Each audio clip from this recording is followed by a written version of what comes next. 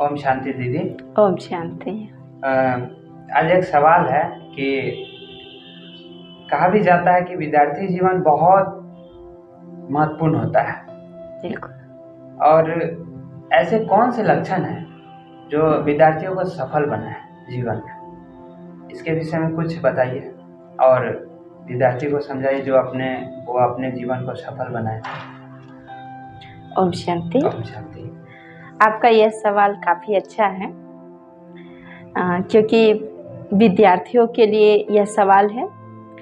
देखिए, विद्यार्थी जीवन वास्तव में सच में बहुत ही महत्वपूर्ण जीवन होता है, बल्कि हमें इसकी महत्वता को समझना है। जो हमारे जीवन जो है महत्वपूर्ण कैसे है और इसको महत्वपूर्ण हम कैसे बनाएं, क्योंकि स्टूडेंट लाइफ एक ऐसी लाइफ होती है जो रचनात्मक होता है ना। हम कुछ भी नया कर सकते हैं, बना सकते हैं, निर्माण कर सकते हैं।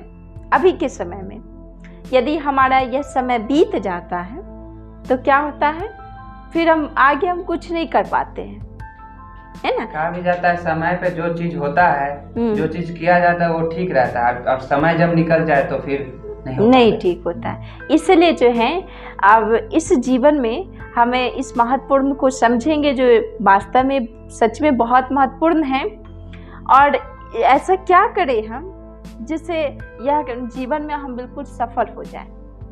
तो वास्तव में हमें अपने जीवन में, विद्यार्थी जीवन में 3 बातों का विशेष ध्यान रखना होता है ना। पहला है पवित्रता, दूसरा है दृढ़ निश्चय, दृढ़ संकल्प, और जो है तीसरा है एकाग्रता। तो इन तीनों बातों को ले लेंगे तो हमारा जीवन वास्तव में सक्सेसफुल हो सकता है। अब देखिए, विद्यार्थियों के लिए पवित्र रहना बेहद अनिवार्य माना गया है, इसलिए क्योंकि उसके जीवन में जब पवित्रता होगी, पवित्र बुद्धि होगा तो ज्ञान अर्जन होगा, वो नया कर सकता है।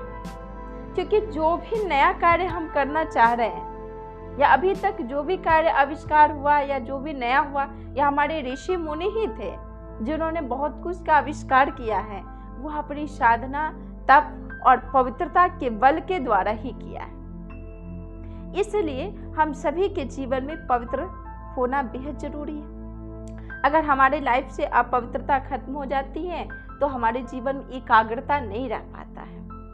एकाग्रता नहीं रहने से हम जो पढ़ते हैं या जो सुनते हैं उसको हम सही से धारण नहीं कर पाते, या हमारे अंदर इनपुट यानी अंदर समाहित नहीं हो पाता है। जब आप सही से समझेंगे नहीं तो धारणा कैसे होगी, है ना। इसलिए मन की चंचलता को क्या करना होता है, शांत करना होता है, उसको एकाग्र करना होता है। जितना आपका बुद्धि एकाग्रचित होगा उतना आप ध्यान से सुनेंगे, और ध्यान से सुनेंगे तो आपके अंदर ग्रहण भी होगा। इसलिए क्यों कहा गया है, जो हमारी जो चाहत जो होनी चाहिए या ध्यान जो होना चाहिए, वो बगुला से तुलना की गई है। जो हमारे बत्तख की तरह हमारे अंदर ध्यान होनी चाहिए, जो दूर भी रहे तो उस चीज़ को हम कैच कर लें, है ना। ऐसा हमारा माइंड होनी चाहिए, वैसा हमारा ध्यान एकाग्र होना चाहिए। और ये तभी हो सकता है पवित्र रहेंगे तभी होगा।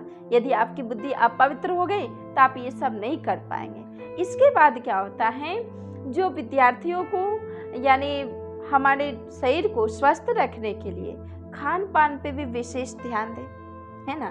जैसे हम बाहरी चीज़ लेते हैं और खाना अधिक ले लिए, तेल वाले सामान का काफ़ी यूज कर लिए, या बाहरी जो मोमोज वगैरह और बहुत कुछ ऐसा है जिसको हम यूज करते, तो हमारी बुद्धि जो होता है, जब तन आपका भारी रहेगा तो मन भी तो भारी रहेगा, फिर पढ़ाई करने में मन नहीं लगेगा।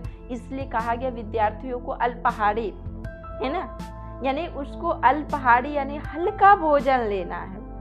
इतना ही भोजन लेना जिससे हमारा जीविका, हमारा शरीर स्वस्थ रहे, है ना, और हम अपना कार्य पे विशेष ध्यान दे पाए। इसके बाद कहते हैं ना गृह त्यागी, यानी अपने घर से जो व्यक्ति दूर होता है। इसलिए शिक्षा के लिए क्या कहा गया है, स्कूल, अभी तो स्कूल है, कॉलेज है, ये सब बनाए गए हैं। पहले के समय में गुरुकुल हुआ करता था, है ना, जहाँ पे लोग अपने घर से दूर एकदम शांत जगह पे वह गुरुकुल बनाया जाता था और वहाँ पे जा कर के सभी शिक्षा ग्रहण किया करते थे किसी पेड़ के नीचे बैठ के। क्योंकि वातावरण जो है जितना शुद्ध होगा उतना मन हमारा शुद्ध होगा, और जितना आपके अंदर शुद्धता होगी उतना आपके अंदर ग्रहण आप कर पाएंगे, अपने अंदर धारण कर पाएंगे। इसलिए विद्यार्थियों को पवित्र रहना बेहद जरूरी है। इसके बाद क्या आया? दृढ़ निश्चय, दृढ़ संकल्प, डिटर्मिनेशन, है ना।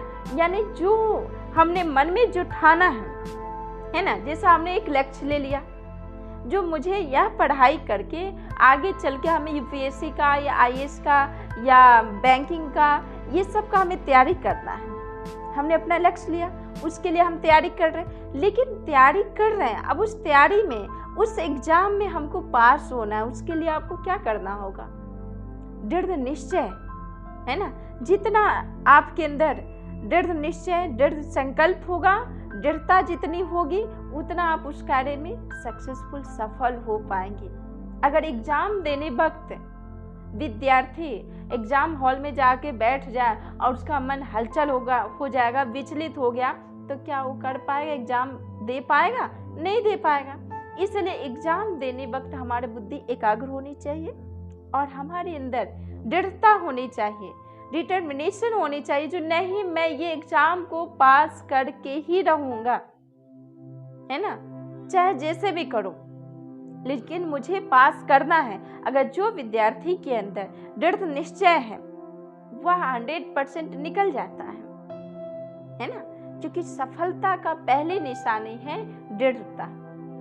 इसलिए हमें अपने अंदर की जो डिटर्मिनेशन है उसको हमें जागृत रखना है। परिस्थितियां आएगी, पेपर देने वक्त बहुत सारी प्रॉब्लम आएगा आपके सामने, लेकिन उस प्रॉब्लम को हमें नहीं देखना है, अपने लक्ष्य पे ध्यान देना है। इसलिए कहा गया यदि आपने जो लक्ष्य लिया है उस लक्ष्य पे कार्य करने से पहले आपको अपने अंदर के लक्षण को जागृत करना होगा, है ना।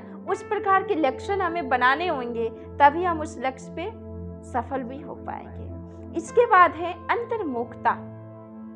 अंतर्मुखता का मतलब क्या हुआ? अंतर आत्मा में धारण करना, गंभीरता से सुनना। दो चीज होता है इसमें, एक अंतर्मुखता, दूसरा बाहर मुखता। जैसे हम बोल चाल की भाषा में आ रहे हैं तो बोल रहे हैं, बता रहे हैं बाहर की बात, तो अपने अंदर की बातें बाहर निकाल रहे हैं, है ना। तो बाह्य मुखता में हमें नहीं आना। जिस समय आप पढ़ रहे हैं, पढ़ाई कर रहे हैं, अगर पढ़ने वक्त आप बाह्य मुखता में आ रहे हैं यानी अधिक बोल रहे हैं, तो किताब में जो लिखा हुआ है या जो आपने होमवर्क आपको मिला, क्या आप उस कार्य को कर पाएंगे?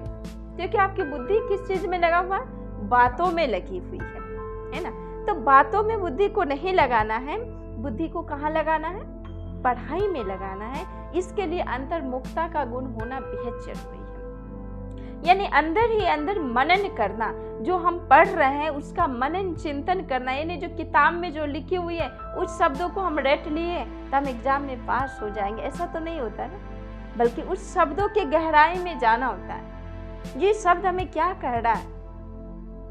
जब आप उसके गहराई में जा पाएंगे तभी तो उसके अंदर का जो निचोड़ होगा उस निचोड़ को आप निकाल पाएंगे। इसलिए आपके अंदर अंतर्मुखता का भी गुण होना बेहद जरूरी है। इसलिए हर विद्यार्थी के अंदर यह 3 गुणों को विशेष धारण करेगा तो वह किसी भी एग्जाम में पास हो सकता है। पहला है पवित्रता, दूसरा दृढ़ निश्चय, तीसरा अंतर्मुखता। ये 3 बातों को जो स्टूडेंट अपने जीवन में उतार लिया, है ना, जैसे हमारे शरीर के अंग होते हैं, हाथ पैर आँख कान हमारे संग होते हैं ना, हमसे तो भिन्न नहीं हो पाते हैं, उसी तरह से इन गुणों को जो व्यक्ति, जो स्टूडेंट अपने जीवन में धारण कर लिया, वो किसी भी प्रकार के एग्जाम में सफल हो सकता है और अपने जीवन के लक्ष्य पे यानी अपनी मंजिल पे वो पहुंच भी सकता है, सरल तरीके से पहुंच सकता है, उसको कोई ज़्यादा प्रॉब्लम नहीं होगा।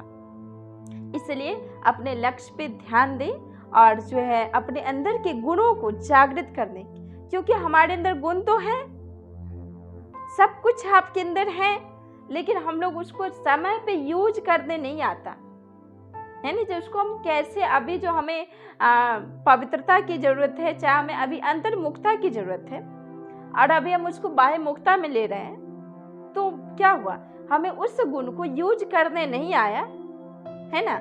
अब जब यूज करने तरीका नहीं मालूम होगा तो आप कैसे सफल हो पाएंगे। सामान आपके पास होगा, धन आपके पास है, लेकिन उस धन का आप यूज नहीं करने आ रहा है आपको, तो आप उस धन होने ना होने से भी कोई फायदा नहीं। इसलिए हमें इन गुणों को यानी सही से सदुपयोग करें, क्योंकि हर स्टूडेंट में ये सब पाया जाता है, और उसको जब वो सही से उपयोग करेगा तो 100% जो है हर चीज में सफल हो जाएगा।